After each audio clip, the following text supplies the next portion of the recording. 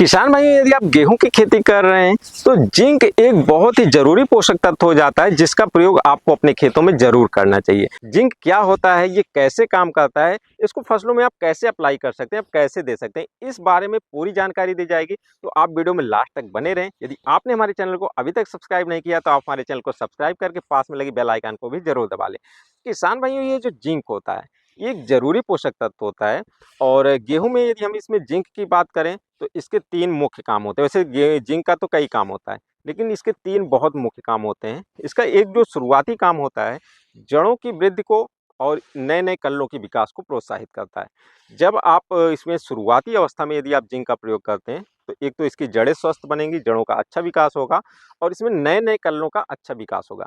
और ये जो जिंक होता है किसान भाइयों, ये बहुत ज़्यादा वोलेटाइल नहीं होता है। ये जहाँ आप मिट्टी में डालेंगे, मिट्टी में पड़ा रहता है, बहुत इधर-उधर नहीं भागता है। और पौधों में जो है, यदि ये आप पौधों में आपने अप्लाई किया, शुरुआत में निचली पत्तियों में आ गया है, तो ये पौधों की पत्तियों से फिर ऊपरी पत्तियों में नहीं जाता है। ये फिर से इसकी जड़ें लेंगी, नई पत्तियाँ बनेंगी, तो इसकी जो जड़ें इसमें से खींचेंगी, वहाँ से वो नई-नई पत्तियों में जाएगा। तो जब हमको इसमें जिंक की ज़रूरत होती है, तब हमको हमको इसमें अप्लाई करना पड़ता है। तो इसलिए जिंक का एक ही बार में अप्लाई ना कर के आप इसको जो है 2-3 बार में अप्लाई कर सकते हैं। तो एक तो इसका काम हो गया इसमें पौधों में जड़ों के विकास का, नए-नए किल्लों का विकास का। और दूसरा जो इसका एक बहुत ज़रूरी इसका रोल होता है फ्लावरिंग में। कोई भी पौधे हैं, किसी भी पौधे में आप जो है यदि जिंक का प्रयोग करते हैं, तो उसकी जो फ्लावरिंग स्टेज है, उसमें फ्लावर अच्छे बनेंगे, उसका पॉलिनेशन अच्छा होगा। ये क्या होता है, ऑक्सिन एक एंजाइम होता है, इसको प्रोत्साहित करता है और ऑक्सिन जो है फ्लावरिंग के लिए काफ़ी ज़रूरी होता है। तो इसलिए भी जिंक का यूज़ किया जाता है। तो जब फ्लावरिंग स्टेज है, उस समय पर भी यहाँ पर जिंक का यूज़ करना होता है।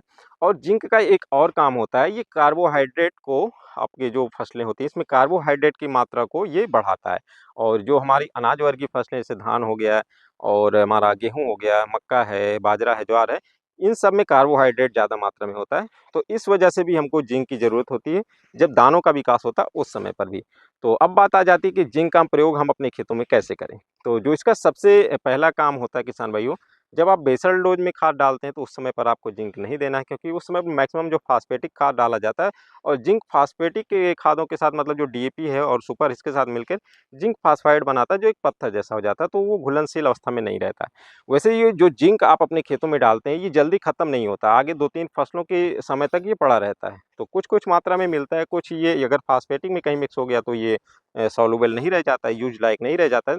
तो इस वजह से जिंक का बराबर यूज़ भी करना होता है। और जिंक पौधों में ज़्यादा ज़रूरत पड़ती है, इसलिए हमको अलग से अप्लाई करना पड़ता है। वैसे तो बहुत से पोषक तत्व होते हैं जो मिट्टी में मौजूद रहते हैं, तो कुछ की ज़रूरत कम होती है तो वो ले लेते हैं, जिनकी ज़रूरत हमको देने की होती है तो उसको हमको देना पड़ता है। तो अब बात आती है कि जिंक को देना कब है।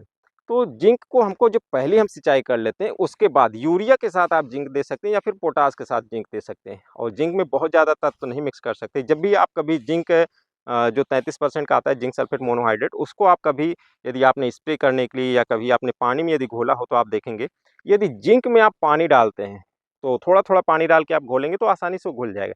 लेकिन यदि आप पानी में ऊपर से ही अचानक से आप जिंक डालेंगे, तो वो पत्थर हो जाता है, जल्दी घुलता नहीं है, अलग से भी जिंक, और वो काफ़ी गर्मी निकलती है। तो इस वजह से जो जिंक है, आप बहुत खादों के साथ उसको मिक्स मत करिए। यूरिया के साथ आप जिंक डाल दीजिए, साथ में आप सल्फर थोड़ा-सा मिला सकते हैं, सल्फर लेना है या फिर पोटाश लेना है। ज़्यादा के खादों के साथ आप कभी भी जिंक को मिक्स मत करिए। या फिर आप यदि चिलेटेड जिंक में जाते हैं, तो चिलेटेड जिंक का वो काफ़ी महँगी आती है, लेकिन डोज़ उसका कम होता है। लेकिन फिर भी आप मोनो जिंक जो आता है 33% वाला, उसका यूज़ करिए। और आप गेहूँ में सिंचाई के बाद पहली खाद में आप 5 केजी प्रति एकड़ के हिसाब से आप जिंक का 5 केजी या 4 केजी आप जिंक का प्रयोग करिए। अगला आता है कि अगला आपको कब करना है? अगला जब इसमें दाने भरने का समय आता है, मतलब 55 से 65 दिन के आसपास के कंडीशन में, दाना तो आपको 65 दिन के बाद बनेगा, लेकिन उससे पहले ही जिंक की उसमें पूर्ति होनी चाहिए पौधों में। तो 2 बार आप यदि चाहें 2 बार कर सकते हैं, नहीं तो 1 बार पर्याप्त है। दूसरी बार आप कभी अगर स्प्रे कर रहे हैं, तो आप स्प्रे में 1 बार जिंक ले सकते हैं। तो यहाँ पर हमने बता दिया जिंक का काम क्या-क्या होता है। 3 मुख्य काम होते हैं। देना कब-कब है? एक बार आपको सिंचाई के बाद यूरिया के साथ देना है। एक बार जो है स्प्रे में आपको देना है, जब आपके दाने, जो मतलब बालियाँ निकलने वाली हैं 55-60 दिन की अवस्था में।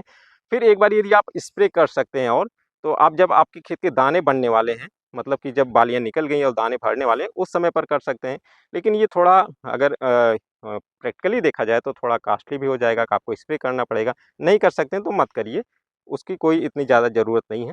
लेकिन यदि आपने ड्रिप इरिगेशन सिस्टम अपनाया हुआ है या फिर स्प्रिंकलर वाला सिस्टम अपनाया हुआ है, तो आप इस सिस्टम में कभी भी कोई भी खाद आसानी से दे सकते हैं। तो इसमें आप जो है 3 बार में आप कभी भी, जैसे आपका जो बालियाँ बनने की अवस्था, उसमें भी आप स्प्रिंकलर या ड्रिप के माध्यम से जिंक दे दीजिए। फिर एक 55 या 65 दिन के आसपास में आप जिंक दे सकते हैं। इसी के अलावा इसमें आप कोई भी खाद जब चाहें तब दे सकते हैं, तो ये सुविधा इसमें रहती है। तो कोशिश करिए, यदि आपके यहाँ पर ये सुविधा उपलब्ध हो पाए तो स्प्रिंकलर या ड्रिप सिस्टम का यूज़ अपने खेतों में ज़रूर करिए। फिलहाल यदि आप फ्लड से करते हैं तो आप एक बार यूरिया के साथ जिंक दे दीजिए, पर्याप्त है। तो किसान भाइयों, उम्मीद करते हैं हमारे द्वारा दी गई जानकारी आप लोगों को अच्छी लगी हो। वीडियो अच्छी लगी हो तो लाइक करना, दोस्तों में शेयर भी करना। मिलते हैं किसी और वीडियो में, तब तक के लिए नमस्कार।